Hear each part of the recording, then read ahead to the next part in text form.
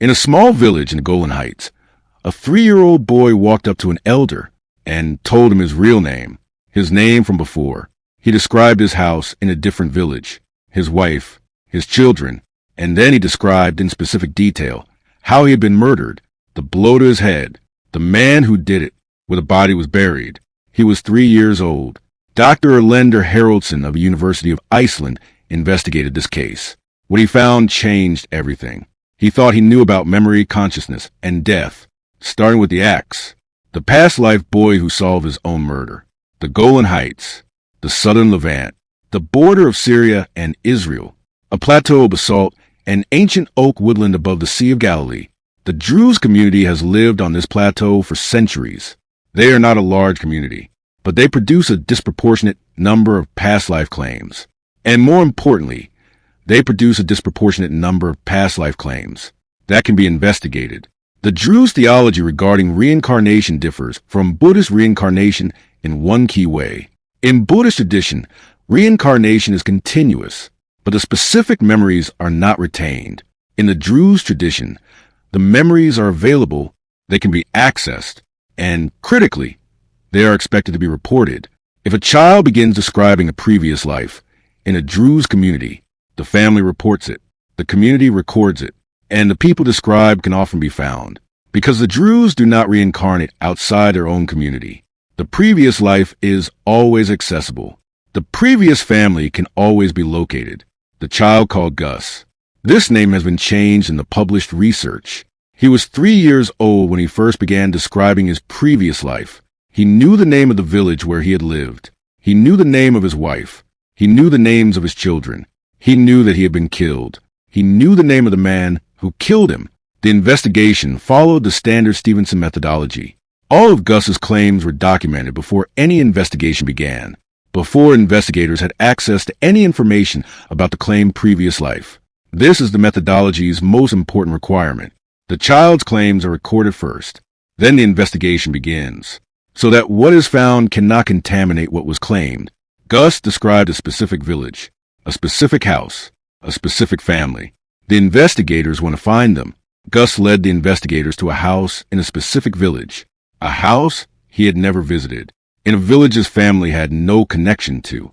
He stood at the door and knocked. The family inside did not know him. They had never seen him. Gus looked at the man who answered the door and named him as a member of the family of the man who had killed him. The confrontation was formal. Community elders present, researchers present, the family of the accused man present. Gus stood in the room and identified by name the man responsible for the murder. The family did not immediately deny it. After several interviews, and after Gus led investigators to the location of the buried body, the family acknowledged that the killing had occurred. A 3-year-old boy in a village he had never visited, named a killer, led investigators to a body and was told he was right. The body was found where Gus said it would be, after decades of burial, in the specific location a 3-year-old had described, from the specific perspective of the person who had been put there, starting with the axe. When investigators followed Gus's directions to the burial location, they found the body, and beside the body, exactly where Gus had described it, an axe, the murder weapon, hidden with the body, for decades, located by a 3-year-old boy, who described it from the perspective of the person who had been killed with it. This is what distinguishes the Golan Heights cases from most other past life cases in the academic literature. Testimonial evidence is the standard. A child says things. The things are verified against records. That is the evidence. Important, but testimonial. This case produced physical evidence, an object in a location, exactly where a child said it would be. The child could not have known about the axe. The axe had been buried for decades before the child was born. Dr. Haraldsson's methodology for these cases follows Stevenson's 5-phase protocol. All claims documented before investigation. Independent geographic verification. Family identification without the child present. Cross-validation against historical records. Alternative explanation elimination. The Gus case passes all 5 phases, with the additional 6th element that no other case in Stevenson's archive has. Physical corroboration. In the Gus case, Gus carries a birthmark on his head at the specific location of the blow that killed the previous person. This is documented in Haraldsson's published case file. The birthmark is at the exact location of the fatal injury. This is not proof of reincarnation, but it is a fact that requires explanation, and no conventional explanation adequately accounts for it. Dr. Haraldsson's research on Druse past life cases produce one consistent pattern. A disproportionate percentage of the cases involve violent death in the previous life. In the general population, approximately 1.5% of deaths are violent. In the Druse past life cases studied by Haraldsson, approximately 75% involve violent death. This is not a detail. This is a data point, and it appears across all past life research populations, not just a Druse. Stevenson found the same pattern in his 3,000 cases. Cases involving violent death are easier to verify. The circumstances are more specific. The records are more likely to exist. But the pattern is so consistent that it raises a question beyond methodology. The Gus case is not unique. In Haraldsson's research on Druse past life cases, he documented over 100 cases. Of these, a significant number produced verified claims. Claims verified against records that existed independently of the child's testimony. In 14 of these cases, the previous person's family confirmed the identification of the child, not because they wanted to. In some cases, they were resistant, but they confirmed it because the child knew things, specific things, private things, things that only the dead person would have known. In 2013, a neurological study was published in the Journal of Scientific Exploration. It found structural brain differences in children with verified past life memories compared to controls.